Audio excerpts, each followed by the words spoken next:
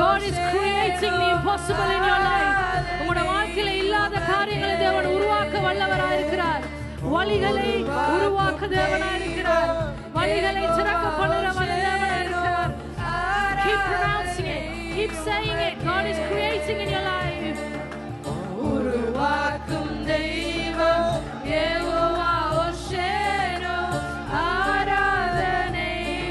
மறுபடியும் சொல்லுங்க. உருவாக்கும் தெய்வமே. உருவாக்கும் தெய்வம் ஆராதனை. Remember, whatever it is you want God to create in your life, ask Him. உருவாக்கும் தெய்வம் create it, Lord. Create it, Lord.